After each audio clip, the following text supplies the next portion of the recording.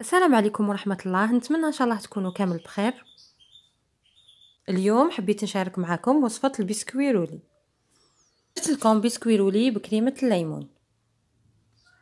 الوصفة تاعنا بزاف سهلة وبمكونات اقتصادية، نحضروها في وقت بزاف قصير، ما تشدلناش كامل الوقت. نتمنى تشوفوا الفيديو للأخير وتتعرفوا على المقادير ومراحل التحضير. للبسكوي نسحقوا عندي 150 غرام تاع فارينة، مغرفة تاع قهوة فاني، وباكي خميرة. عندي 150 غرام تاع سكر عادي، من 150 غرام نوزن 110 غرام نحطها وحدها، و40 غرام وحدها، صافي 150 قسمتها على زوج، وحده 110 ووحده 40 غرام. عندي 6 بيضات، ندير الصفار وحده كيما راكم تشاهدوا، وندير البياض وحده كيف كيما راكم تشاهدوا. ودوك تعرفوا السكر علاش قسمته. هنا ندير قرصه ملح مع البياض باش نطلعوا اونيج، و40 غرام تاع السكر هذه باش كي نطلع نطلع كامل بياض البيض نديرها معاه. دوك نحكم 6 صفار بيض ندير فيهم 110 غرام تاع سكر. 6 صفار بيض 110 غرام تاع سكر. كيما راكم تشاهدوا نضربهم مليح بالباتور. صافي عندي 150 غرام تاع سكر اللي نسحقوها كامل في البسكوي رولي. وشنو نقسموا 110 نديرها في الصفار البيض، و40 غرام نديرها في البياض البيض. اللي عنده بيتخا بياض البيض راهو يطلع، واللي ما عندوش يسبق في الصفار تاع البيض. يطلعوا 110 مع 110 غرام تاع سكر عادي. وراني غير نهدر ونعاود على جال باش تفهموني مليح. نضرب مليح السكر مع صفار البيض حتى يولي الخليط تاعنا كلاغ ويذوب السكر في وقت واحد. نكملها نحطها بجيه وندور للبياض البيض. فوالا بياض البيض قلت لكم درت له قرصه ملح ونديرو يطلع. انا كنت عندي بيتخا صافي طلعته في زوج في وقت واحد. نديرو يطلع فيتاس صغيره من بعد نطلع. فوالا كيما راكم تشوفوا بعد ما طلع لي ولا ثلج نزيد له هذيك 40 غرام تاع سكر عادي ونخليه ونخلي السكر مع البيض يزيد يتضرب مليح. فوالا كيما راكم تشوفوا هذه هي النتيجه اللي تحصلت عليها تاع بياض البيض. لازم يكون ثلجي. نحكم الفارينه ندير لها باكي تاع خميره وقلنا راهي فيها الفاني، نصيرهم كامل ونديرهم في الخليط تاعنا تاع صفار البيض اللي كنت ضربته. ندير كميه قليله من المورينغ ولا من بياض البيض اللي طلعته ثلجي، ونخلط عادي. نخلط كيما راكم تشاهدوا. هنا درت شويه تسريع باش ما نطولش عليكم. هنا نخلط عادي على جال باش تجرى لنا شويه باش تجينا سهله ندخلوا الكميه الباقيه تاع المورينغ ولا تاع بياض البيض.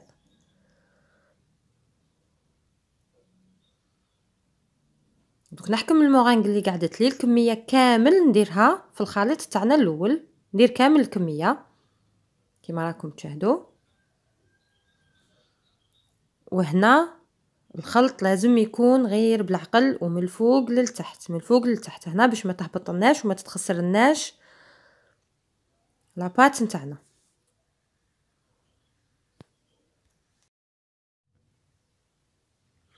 درت لكم هنا تسريع غير على جال باش ما يجيش الفيديو بزاف طويل وممل. كيما راكم تشاهدوا هنا الا نجحتوا فيه هنا البسكويت تاعكم ينجح 100%. كيما راكم تشاهدوا فيا غير من الفوق للتحت، من الفوق للتحت حتى نشوف بلي بياض البيض تخلي في المزيج تاعي الاولاني. روحوا غير بالعقل ومن الفوق للتحت كيما راكم تشاهدوا، ما تخلوش الخليط تاعكم كامل يهبط. فوالا هنا نحبسوا كيما راكم تشاهدوا. نحكم سنيوه تاع الفرن تاعكم. درت فيها كيما راكم تشوفوا بابي كويسون ولا ورق الزبده. هنا درت زوج باسكو سنيوه عريضه والبابي كويسون شويه ماشي عريض. نهبط كامل الكميه تاعي ولا ندير كامل الكميه تاعي. واللي يحبها بزاف رقيقه انا كيما شفتوني درتها شويه خشينه. اللي يحبها بزاف رقيقه ما عليه غير يقسم هذا الخليط على 2 فوا. نوزع كامل الخليط تاعي في السنيوه. بابي كويسون حيساعدنا بزاف، لازم نديرو بابي كويسون. هنا نقول لكم ملاحظه على الطياب، انا ما نجمش نقول لكم درجه الحراره، هو يطيب على درجه حراره 180، مي ما نجمش نقول لكم اكزاكت خاطر كل وحده والفوق تاعها ولا كل وحده والفرن تاعها. او بدا يجيني نحل عندكم برك. نقول لكم نتوما هنا قبل ما تبداو كامل تخدموا البسكويت تاعكم، اشعلوا الفوغ ولا الفورنو، لازم يكون سخون بزاف. كي يكون سخون بزاف غير تدخلوا البسكويت تاعكم، ديروه في درجه معتدله. بعد ما درتو يطيب، هنا نجوز لا كريم او سيترون. ندير كيما راكم تشوفوا عندي 4 صفار تاع بيض مع 150 غرام تاع عصير ليمون مع 200 غرام تاع ما. نخلط هذو المكونات بالفوي. عندي 50 غرام تاع مايزينا، وعندي 100 غرام تاع زبده ولا مارغرين، هذيك نخليها في التالي كامل باش نديرها. ندير 150 غرام سمحولي تاع مايزينا،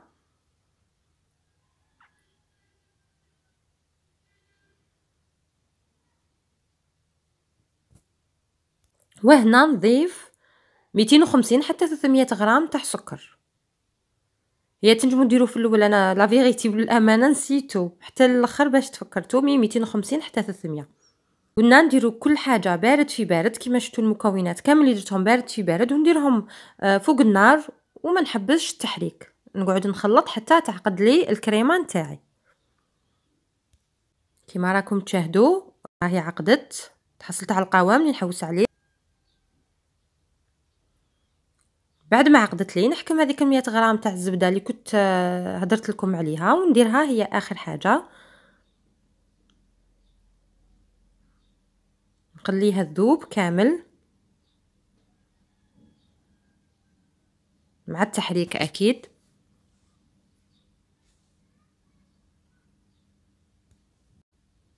اخر حاجه نديرها هي الفاني، واللي حاب يدير مبشور تاع القارص يدير، زاز تاع السيترون يدير. بعد ما نطفي عليها ديراكتومون نحطها في بول كيما راكم تشاهدوا، وهي سخونه لازم نخليها تبرد.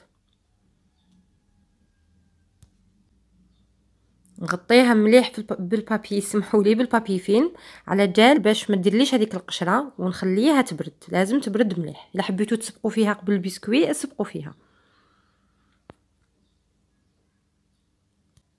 فوالا بعد ما طاب لي البسكوي كيما راكم تشوفوا بزاف طري ماهوش حيبس. هذه هي الاستيس اللي لازم ديروها، لازم غير تبداو تخدموا. شعلوا الفرن تاعكم خليوه يسخن، من بعد مع التالي كي تدخلوه نقصوا له شويه في درجه الحراره سمحولي. نحكم البلاصه اللي نخدم فيها، نحط فيها بابي كويسون، ندير عليه كيما راكم تشوفوا رشه مليحه تاع سكر غلاس، ونقلب البسكويت تاعي ونحي البابي كويسون اللي طاب عليه سمحولي كيما راكم تشاهدوا. هنا هذه العمليه تاع تسخنوا الفرن مليح، ماكمش رايحين تسحقوا كامل منديل ولا طرشونه من الديا باش تلويوه عليها، حيتلوى ويقعد طريري وماش حيبس لكم.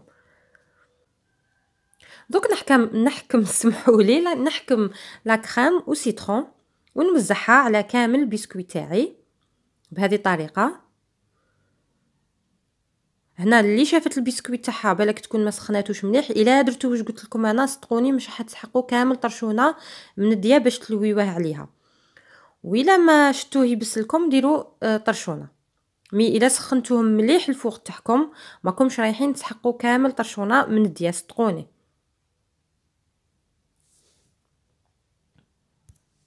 ودوك نبدا نلوي فيه عادي كيما راكم تشوفوا، ما ميلا تقطع لكم شويه ماشي بروبليم.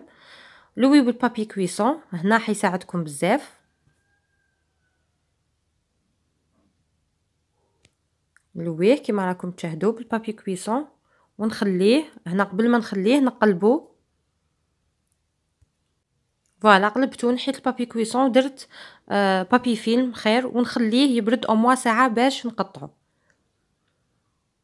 بعد ما برد لي ساعه خرجته من الفريجيدير، درتو في الفريجيدير، خرجته من الفريجيدير ودرت له رشه مليحه ولا كوش ثقيل تاع سكر غلاس. هذه عمليه بزاف سهله ما صورتهاش معكم، مي غير خرج غير سمحوا لي برك، غير خرجته من الفريجيدير درت له رشه عاديه نورمال بالسيار ولا كيما واش عندكم نتوما كديكور. هذه لمسه صغيره برك كديكور، هذا ما كان. درت له هذه الحلقومه، وهذا هو البسكوي اللي تحصلنا عليه. بسكوي بزاف خفيف، يقال من قهوه التحشيه ولا قهوه الصباح كيف كيف، ويوجد في مدة قصيرة بمكونات اقتصادية كما راكم تشاهدوا.